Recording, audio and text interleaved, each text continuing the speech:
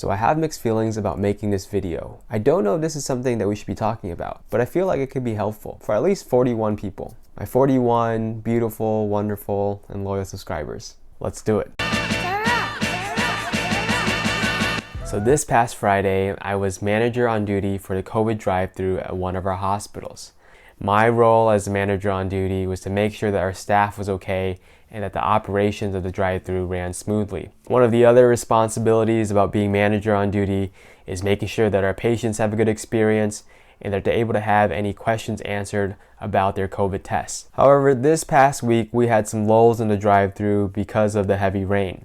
So whenever there weren't any patients in the drive-thru, I check in on our team members to make sure that they were staying warm and had enough supplies.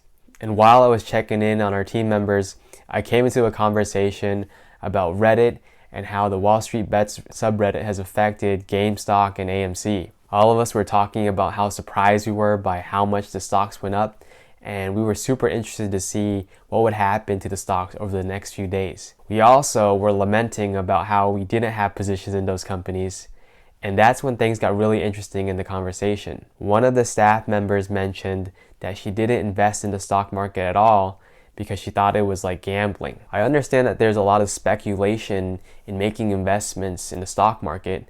However, I wouldn't say that it's gambling. I wondered if our staff member's risk aversion prevented her from taking risk in the stock market. However, it's a bit ironic because, as a matter of fact, working in the COVID drive-thru has many inherent risks associated with it. A lot of us have vaccines, but it doesn't mean that we have 100% immunity, and there is a chance that we can become affected with COVID and have an unfavorable outcome. I am so honored to have the chance to work with our healthcare heroes, and it's a risk that they are willing to take. But what about those that don't want to take those risks? What about our essential workers that go to work every day not because they want to, but because they have to?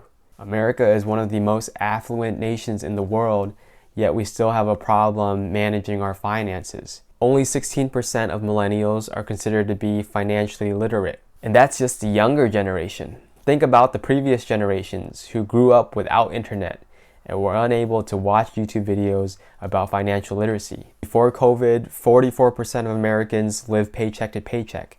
And now, during COVID, 63% of Americans live paycheck to paycheck. So if over half of all Americans are living paycheck to paycheck, it's not just a matter of income.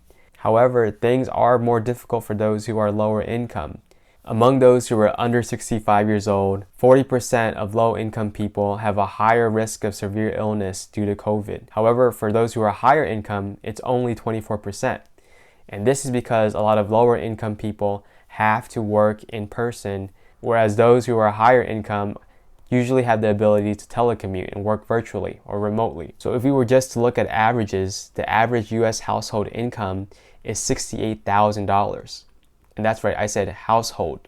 Now, if we look at the individual debt, the average US individual debt is $90,000, with about $38,000 coming from student loans. So this means that a household usually doesn't have enough income to cover one individual's debt.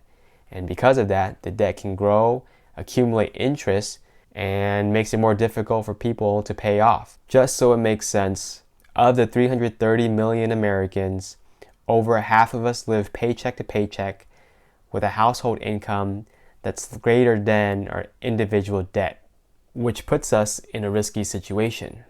And despite being in a risky situation, most Americans aren't equipped with the tools and knowledge to get out of it. They're in an even more compromising position as they head towards retirement. A lot of people who want to invest are afraid of investing and unaware of the risk, so they end up avoiding all risk and not investing for their entire lives. And for what I've seen, one of the greatest risks in life is not taking any risk. Which brings me to my main point. Financial literacy can save your life. Skills like investing, managing debt, and creating a budget are all wonderful things to learn and understand in order to improve one's quality of life and provide for one's family. Developing financial literacy can lead to financial independence, which reduces the risk of being in risky situations that compromise one's health. So think about it this way. Imagine 20 years from now, there's another virus like COVID that's very easily transmissible. And you work in a place where you have high exposure to other people, but you're immunocompromised and you don't want to have that exposure. You're not willing to take that risk. What would you have to learn now? And what would you have to understand in order to be prepared to avoid that situation? And how would you do it financially? I'd love to hear your thoughts. Please comment, like, and subscribe. It takes me a while to make these videos, so please let me know what you do like, what you don't like, so I can make sure that this is helpful and informational. Again, this is just my opinion. It's not financial advice, so take it or leave it.